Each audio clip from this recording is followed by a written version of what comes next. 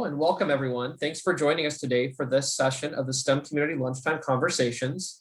My name is Jeremy Babender and hosting with me today is Beth Nickel from Arizona Science Center. Today we are excited to talk with several experts on ways to make the Earth sustainable for years to come. Today our presenters are Sydney Peck, the Executive Vice President at Source Global PBC, Austin Gann, Materials Integration Manager at Footprint, and Colette Sandstead, Inventing Tomorrow Impact Manager at Felt Films. Thank you for joining us today to speak with this group. During the first part of the conversation, our presenters will share how cutting-edge technologies and education are being used to keep our planet healthy. Once the presentations have concluded, we will take a few minutes to answer some questions from the chat. We will post a poll on our screen so that you as participants can join in these moderated breakout rooms for small groups. Our assigned moderators will use a few guiding questions in a Google Sheet. And as we get closer to that point, we will share the link in the chat to allow you to add your own notes. When we return to the main room, we will ask for breakout room moderators to share about their topic ideas and thoughts to the whole group. Next slide. All right, before we get started, we wanted to go through a few housekeeping items. So first, throughout the presentations, please post all comments and questions in the chat. We will monitor these to answer questions, address comments, and provide discussion opportunities. And to start, please feel free to post a hello in the chat to let everyone know you were here and what you were most looking forward to getting out of today's discussion. And I know a lot of you have already done that, but please continue to do so. Second, please remain muted during the conference call and unmute in breakout rooms. Third, please enable your video during the conference, especially during breakout rooms and discussions. If you run into bandwidth issues, please, of course, turn off your camera. This presentation will be recorded and we'll email the link as a follow-up next week. And finally, if you have not done so already, please rename your profile to include your organization so collaborators will know where you're from. So now it's my honor to start with our first presenter, Sydney Peck, the Executive Vice President at Source Global PBC. Thank you, Sydney, for being here today. Of course. Thank you so much for having me. It's wonderful to be in a conversation with all of you today. So as mentioned, I'm with Source Global. Some of you may have heard of our company as Zero Mass Water. That's how we were founded in 2014. And in 2020, we renamed to Source Global as a public benefit corporation, which allows us to have our social mission as a part of, guiding principles above simply profits, as sometimes happens as companies grow. So it was an exciting transition for us to become a public benefit corporation last year. And we create a product called Source Hydro Panels, which is renewable water technology. Next slide, please. So the first question that I think creates the baseline for the reason that we exist is understanding, where does our drinking water come from? And I don't know if this platform allows for folks to speak up.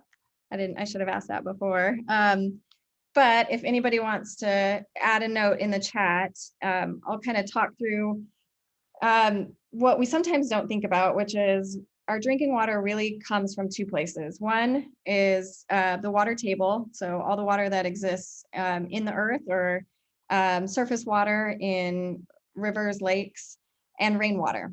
And all of these are limited by the amount of water, of course, that is there for us. So we usually pull from the water table in order to bottle water or pipe water to our homes. A lot of the ways that we are used to getting water today, and often don't think twice about. But the challenge is that as our population grows, our use of the water table is far exceeding the replenishment of the water table. And droughts that are hitting cities and countries all over the world, where communities used to rely on rainwater as rain catchment and filtration of water, is no longer available, or is available in a much more unpredictable manner. And so what we learned, or what our founder knows, is that there's a lot of water in the atmosphere around us. And that's what we've capitalized on to create a truly renewable drinking water source. Next slide, please. This is our hydro panel. And I'll walk you through the technology a bit here. So the core IP of our product is in a material that you can see in the center there where the dotted line from the one is pointing to. And this is a material that our founder developed that pulls water from the air. And we use fans on the sides of our hydro panel to pull in air at a very fast rate. We heat that air with the solar thermal that's on the face of the panels there. And then as that water cools to ambient temperature, it becomes liquid water. And you can see the liquid water gather in at the bottom of the panel there by the number 4 in a reservoir. Now, these panels can be placed out anywhere in a parking lot, in the middle of the desert, in a jungle. And as long as the sun is hitting the panel, it's running the fans and the water making process is happening. It's also a self-sustaining unit in that we use a process called ozonation to keep the water clean, and it's constantly circulating. So anybody who uses this has their own fresh water source at any point in time. Next slide, please. So we use this in 2 core types of applications. One is on-site use. These smaller arrays where you can see here some of our older generation panels installed on a roof. I believe this is at a fitness center in Australia. These can be used where somebody might use the water right on site. So these are plumbed right into the gym. And then there's a bottle filling station inside the gym where instead of filling with tap water or RO water where 3 or 4 gallons was wasted for every 1 gallon that was saved. All the water that's created and pulled from that atmosphere is available same day or same minute right here on the rooftop through the dispenser. Next slide, please. And then our second and more recent, as of 2019, deployment of the panels is in large. Sorry, Sydney, I accidentally muted you when I was trying to mute somebody else. It jumped. My apologies. Okay. So there are large fields where we have hundreds or tens, up to tens of thousands of panels, like you see large solar field arrays. And all of those are plumbed into what you see here, which is called our source access station. This is tanks and centralized ozonation and mineralization in one place. These are used to, there are, instances around the world where people still need bottled water. So we'll bottle in aluminum or glass from these stations. Communities can come and have local fill-up stations or any other mega water use that you can think of can all be done through this system. So that is Source and the Source Hydro Panel. Thank you. Yeah, thank you very much for that overview. You're right on the dot at 5 minutes. That was perfect. If you can, just please post questions in the chat and we'll, to help really tee things up for a question and answer session if they're coming to you now. And the same thing during the other 2 presentations. We'll start to pull those together. Next, I wanted to cue Austin Gann, Materials Integration Manager at Footprint. So you'll love what they're up to there. Thank you for being here today. Yeah, I appreciate the opportunity to join us. So welcome. I'm glad to have each and every one of you here. So today we're going to be talking about how we're using plant-based fiber to create solutions that are more sustainable for our environment. So if you go to the next slide, please. So the biggest thing that is we're encountering right now is lots of plastic single-use products are in our market today. We've been using it since like the 1950s. And it is now being accumulated in our oceans and also harming multiple environments and ecosystems, including plants and animals, and also us as well, which is we have to take care of our planet to really take care of us in the full cycle of how our ecosystem works. So off to the left-hand side, we can see that there's tons of pollution and plastic bottles that go into our ocean. It first starts out as larger plastic objects, then it goes into smaller plastic particles, and then even into microplastics. And microplastics can be a part of our, it can be in our food, in our water, and in our soil as well. Next slide, please. So with this, I want to kind of give you an overall general impact of how much plastic we actually have in our oceans today. That's our main impact. That's where most of our plastics go to. And specifically, the Great Pacific Garbage Patch it has approximately 80,000 tons, and that's equivalent to about 500 jumbo jet planes. So take a look at how small this little car is out on the runway here, and the impact of how big that plane is. Just imagine 500 times of those. That's how much just is in this one garbage patch off of the Great Pacific. So we have a real opportunity here to decrease our single-use plastic uses and trying to make it into where those single-use plastics actually become into sustainable single-use plastics that can be either put into a biodegradable, compostable, recyclable, and marine safe. That's kind of our goal here at Footprint. Next slide, please.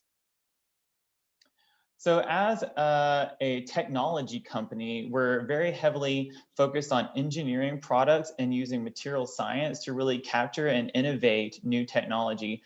So here's just a wide variety of some of the items that we're looking to provide solutions for and are in market today. So a few of those is food services like drinking cups, straws. We have shelf-stable cups. So one of the most well-known brands out there is Annie's Mac and Cheese. We're actually launching them this week here in Arizona, and they will be going out to the market here very shortly in about a few months. So you should be able to start seeing Footprint's fiber-based shelf-stable cup on the market today, and it's super cool looking. So our main goal also is not just in the food packaging product. We're also looking at superstores and consumer packaging, such as like TVs. We also work with Walmart and Costco to provide packaging that's not plastic based. It's all fiber. And we also are looking in products such as like coolers. So that's one really cool technology that most people might not think of that fiber can achieve, because we think of a cooler as a very big and large sturdy item. It needs to be well robust. But the really cool thing about fiber is that it is actually stronger or equivalent to plastic products in strength performance. Next slide, please. So what are some of our benefits of creating products that are fiber or plant-based? Well, it has no plastic in it. So that's an obviously great thing to have. So whenever products like this, if they do end up into the oceans, they're going to be marine safe and they will start to decompose very quickly. Unlike plastic, takes hundreds of years. We also have to be certified to stamp that our products are biodegradable, recyclable, and compostable. We have to go through rigorous testings to actually classify that our products do fit into those categories. So we do have those certificates to enable to provide other outcomes of the end life of the product. So one of the other things that I want to ask you is, we have this Power Bowl here. This is actually in the market today. How many patents do you think actually went into this seemingly low-tech looking product? Well, to give you an idea, it's roughly about 2,400 patents to create that fiber bowl there. And I think that's pretty incredible. We think of this as a very low-tech type of product, but actually is a very high-tech product that took a lot of engineering and chemistry into it. Next slide, please. So how can you make an impact today? That's the kind of goal of what we at Footprint we want to have for our consumers. Next slide. You can actually go out into the market today in your local grocery store, such as Fry's, Albertsons, Walmart, and you can find brands by ConAgra. They are, if you go and find their Healthy Choice food, they're in the frozen freezer food sections. We also have Samazon. I've seen these at Walmart here in Arizona and even in Atlanta on the East Coast. So all of these products can be found very easily and available to the consumer that's just as equivalent or at the same price as plastic products are. So I would like to challenge you to go out to Fry's or your local grocery stores and start looking at how much plastic is on the shelves today in our superstores and see what do you think could actually be transformed into a fiber part. And Probably we have already come up with a solution or are working with partners right now that'll buy off and help provide a plant-based solution versus plastic. So I think that's all I got for you today. Perfect. Well, thank you. Thank you very much. That was, that overview is perfect. It's just so cool to see like these products that are made and how it can really, change kind of how we're used to having plastics to another product. I've gone to the facility a couple of times and just really just neat to see like they're made in these huge, molded fiber is an amazing thing. So we have a lot to achieve here, and to give back to our profits to, I guess, other organizations to say, hey, thanks for investing in footprint and creating a better solution for end use of single-use products. So perfect. So thank you for being here. And then the next I want to cue Colette Sandstead of Inventing Tomorrow Impact Manager at Felt Films. And just really think this kind of makes the panel really well-rounded, because how do you tell the story of what's happening with all these different type of challenges to the environment, and really, Inventing Tomorrow and a lot of the work they do has done a fabulous job of talking to a lot of these stories. And so Colette, please take it away. I'm really excited to hear what you have to say. Great, thank you so much. And hello, everybody. Thank you for having us here. I am the impact manager for Inventing Tomorrow. I work with director Laura Nix at her company Felt Films. And next slide, please. And the film follows young scientists from around the globe who are creating solutions to the world's environmental problems. And these are problems that these students have found in their own backyards. Next slide, please. So we follow their journey as they notice a problem, as they create a solution, and as they take that solution to the ICEF Science Fair in Los Angeles, which is like the big science fair for high school students. Next slide, please. If you'd like to see the film, it premiered on PBS on POV, and it's now available on Amazon Prime. You can also watch it online at PBS on demand. And for educators and nonprofits, for any of you out there who are educators and nonprofits, we offer a free DVD for your classroom with the 55-minute version and the 87-minute version. Next slide, please. So we have an impact campaign based on the film that's now in its 4th year. And overall, our goal is to support youth engagement in STEM so they can help solve the world's greatest environmental challenges and bring us towards a greater sustainability. We like to focus on frontline communities who are often left out of the loop that take kids to science fairs like ICEF. So that's a big focus for us as well. Next slide, please. Part of our impact campaign includes providing educator resources for educators, for teachers, for nonprofits. We offer, through the generous support of HHMI, we offer DVDs to classrooms, as I mentioned. We have screening guides that we've created for students and teachers while they watch the film. There's a teaching webinar with POV to show how to teach concepts from the film. We have lesson plans for the feature film, for the full feature-length film that are on PBS Learning Media. And we offer teacher workshops, which I'll talk a little bit more about later, for educators to learn how to use these materials in their classrooms.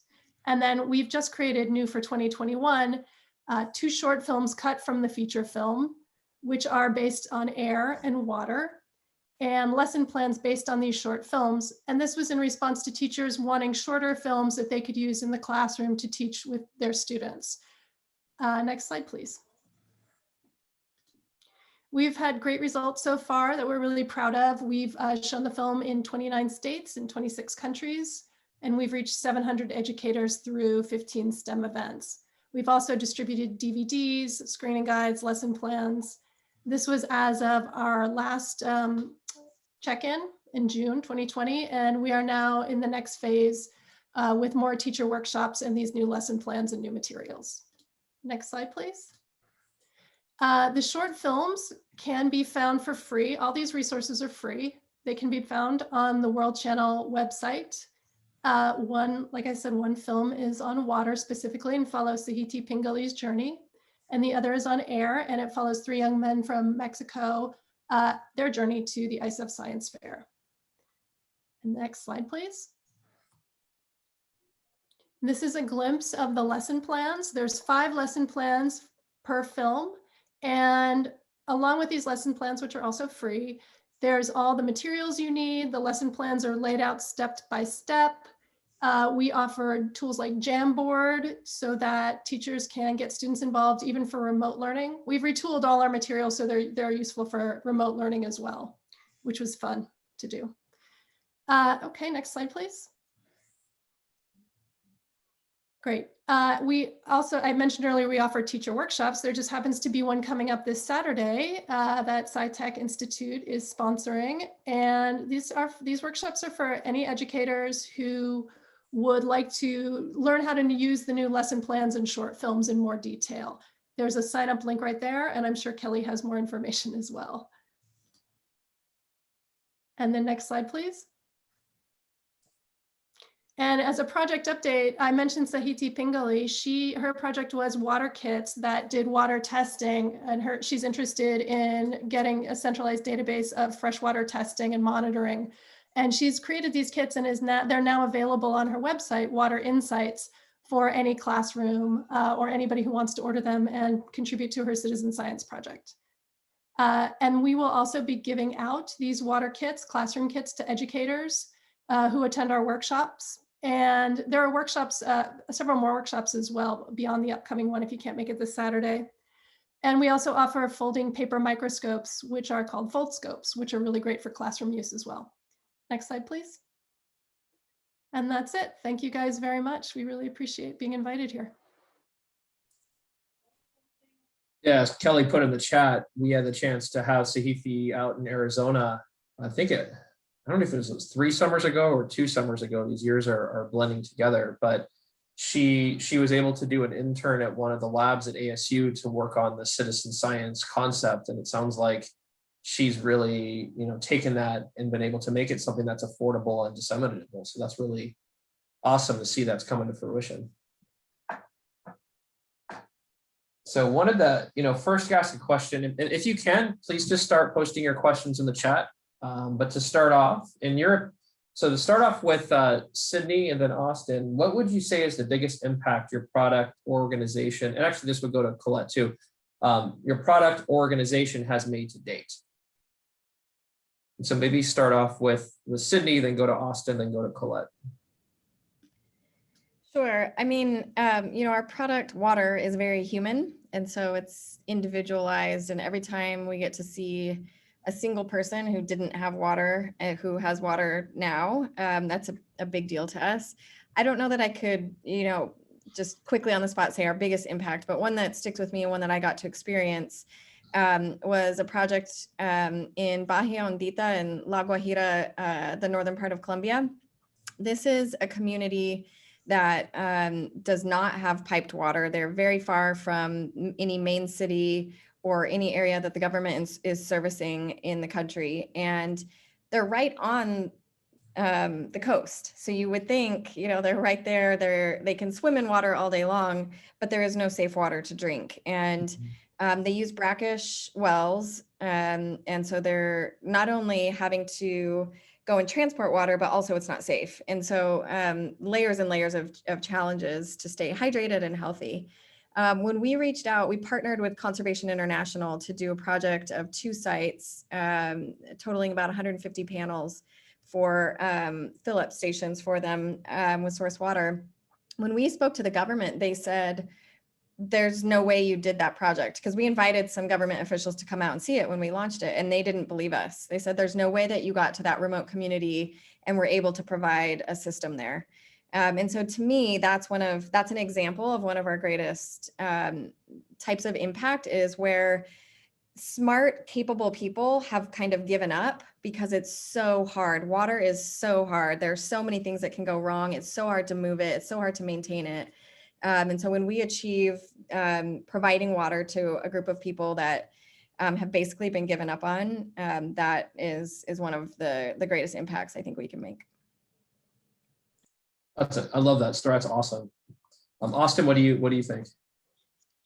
So some of our greatest impacts, it's not only that we're trying to reduce the external, I guess, explosion of plastics, but we also, with our process that we have in place and on the manufacturing side, we're also decreasing the amount of CO2 emission on versus like other plastic plants. So I think it's down to like 65% reduction in CO2 emissions. And that is also one of the main causes of global warming, and some of our biggest factors that such as like Bill Gates, he wrote a book about how to not create a climate disaster. And one of his big things that he talks about is how we're going to get down to 0% carbon emissions. So we're trying to build a part of that future of trying to reduce our carbon footprint as well, but not in addition to not providing products that are harmful to the environment. Thank you. And how about you, Colette? Yeah, I would say the biggest impact that the film has had is when you see students and youth realize that they can solve environmental issues. They can look around them and their environment and see what problems are going on, and then take steps to solve them. We see that when we do screenings of the film. You see that in the film when a group of kids comes to visit Jose and Fernando and Jesus's project, and the kids realize these students are just like them.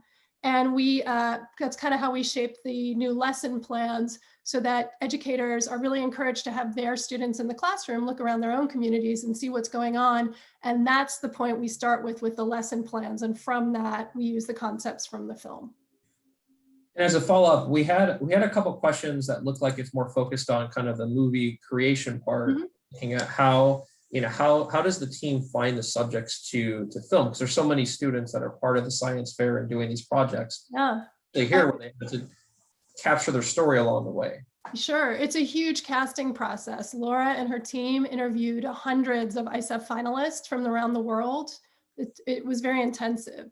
And she was looking specifically for students who had a sense of purpose, who are working on an environmental issue, a local one. And then, people who were willing to go all the way with the film team through the journey, which as a fellow filmmaker, I'm sure you understand, sometimes you have to see who's game and who's not. And then she really focused on creating an emotional and personal story. The families were involved, the families were also filmed, but it was a big casting process. Perfect. Okay. And as a follow-up to Austin, I'm kind of curious. So one was asking what type of fibers are being used exactly in there, and is part of like where the 2,400 patents are part of is with just the fiber creation, or can you follow up on that one? Yeah, so the 2,400 patents, that's like the machinery that we're using, the type of design and tooling that goes into it, the chemistry. It's been really, since I have my master's in chemistry, so coming on board with this group, it's been really exciting to dive in further of how we can modify or chemically modify fiber to have oil repellent, be water resistant. And our next phases are trying to create oxygen barriers with fiber as well. So doing in a way that we have to do that is by chemical engineering. So a lot of it has to do with our material science team, and we're heavily devoted into providing solutions to the customer based on data and research. And as far as like the fiber that we use anything from hardwoods, softwoods. Some of our products are UBK or craft fibers. So short and long fiber, it's a mixture of everything. And some of our products, such as like Daily Harvest. Daily Harvest is an e-commerce company, and they provide healthy food products. And then we provide a bowl for them that's made of totally out of fiber. It's microwave safe, and it's overall, it's just been really amazing to see what we can achieve through fiber. All right, thank you very much for that. And so also want to follow up with Sydney. This is a little bit different. Sydney, I remember we interacted a lot when you were at ASU. And I think it's awesome, like you're now melding into this, community engaged, conscious capitalistic company. Can you talk to some of the trends, just like the impact of being at a university and how that got you like set for the next stage to go into a company like this? Yeah, thank you for that question. It was a surprising transition for me personally. So I went from business into education and then back out again. A couple of things. So without ASU, I wouldn't have found this opportunity, I don't believe. So our founder, Dr. Cody Friesen, is a material scientist and runs his lab out of ASU Fulton Schools. And so he and I were actually connected, back in when I started ASU 2010, entrepreneurship was this new thing being rolled out in universities. And, we were under grant funding and nobody knew it would stick. And so there were groups of us that got together. So Cody and I built a relationship, being in the small circle of folks who understood and cared about entrepreneurship and entrepreneurship education. But the second layer of that, and on a personal note for myself, was that working at the university in the entrepreneurship area allowed me to build a really deep network of other entrepreneurs, which I think was a really important part of my development and understanding about how young businesses work, the fundraising process, all the things that have helped me be successful in my roles here at the company. So yeah, I mean, to me, ASU has been kind of my jumping off point into everything, because when I was getting my MBA, that's where I met my first business partner. So I believe the university is this really golden nest of like the beginning eggs of everything in a lot of people's lives, and it has been for me. Thanks for answering that. I appreciate it's really examples that connect the dots in that way. Want to pull back over to Hope. I imagine you know Hope from ASU as well, and Indeed. I think you guys probably work together there. So Hope, kind of bring it back to you to take us to the next steps. Yeah, absolutely. So thank you, presenters, for being here today. This was awesome. While I've done things and heard about the work that Sydney's doing, Austin, I've heard a lot about Footprint, and Colette working with you. This was just awesome. Like being able to learn a little bit more about what you do day to day and see the technology and really see that education play a part was just really impactful. So thank you for your time today. We really appreciate it. Michelle, do you want to give us a quick overview, a highlight of what you discussed in your breakout room? Certainly. So we were addressing the questions. So what are some of the ways we as individuals and orgs can help make the earth more sustainable? And Manny Leon from Arizona Mesa, University of Arizona's Mesa program, emphasized the need to make sure that we're integrating sustainability and teaching younger people what sustainability is, how it applies to their lives, the benefits of it, and then Beth second that with empowering them to become educators about sustainability themselves. And so how important it is to give them the knowledge and the skills and the power to be the people promoting sustainability and not just in education, but in earth sciences or the environmental aspects of it, but in our everyday lives, in our economy, and production and consumerism, and how we as people, as consumers, can make an effort to make our choices sustainable. So. Yeah, that's great, Michelle, and a wonderful point, right? I mean, yes, we can start doing our part as adults now, but imagine if we had learned when we were younger, right? Some of the impacts, maybe we didn't know them then, but Austin, it's great. Bring up the doggy. We love it. Right? How young folks, oh my gosh, sorry, I have to pause. How cute. We love animals here at SciTech Institute. So but yeah, Michelle, you were absolutely right. As imagine, if we were younger, right, that we just know some of these things going into it, and that would just make a huge impact. I know that's a lot of work that Colette and the team are doing as well with Inventing Tomorrow. So that was wonderful. Thank you for sharing. And Fritz, what about you? Hi, everyone. So one of the things that when we were talking about what are some ways we as individuals and organizations can help make the earth more sustainable for years to come, about how buildings and structures are a are a big consumer of energy, and in such a way that we don't always recognize, because not every building has a smokestack. Not every building is a manufacturer of some sorts. And so a lot of the energy that is used do come from our structures, both residential and commercial. And being aware of this as people and how we interact with our environment can make a difference in the long-term effects of energy use and consumption.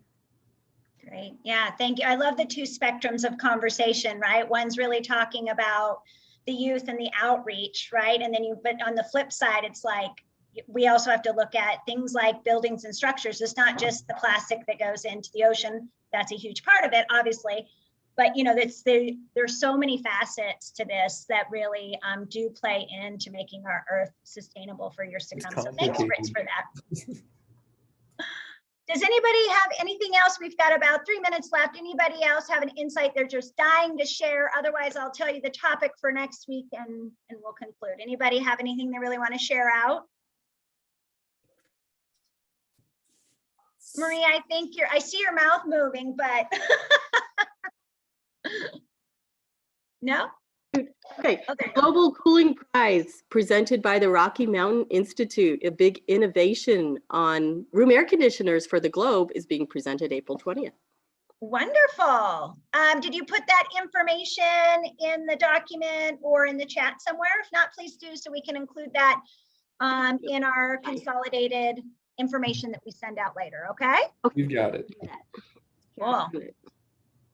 So based upon what Colette's work is with Inventing Tomorrow, right? A lot of these were the national science and engineering winners, right? And so next week, or 2 weeks from now, Beth from the Arizona Science Center was able to host all the Arizona Science and Engineering Fair winners and competition, which I always say, bless her heart. I'm sure that was a lot of work and probably very fulfilling as well. So in 2 weeks, we're going to meet some of those winners and hear about the projects that they have moving forward into the next step. And I think it's really, especially for people who joined today, to see that connection from the work that Colette is doing to now is, should be a lot of fun. So we're looking forward to meeting those winners and hearing about their projects. And Stacy, great question. How do we register? So usually we try to give you 2 weeks or 2 times in advance in the follow-up email. And then every week we do a Mad Mimi list, anybody who's been registered before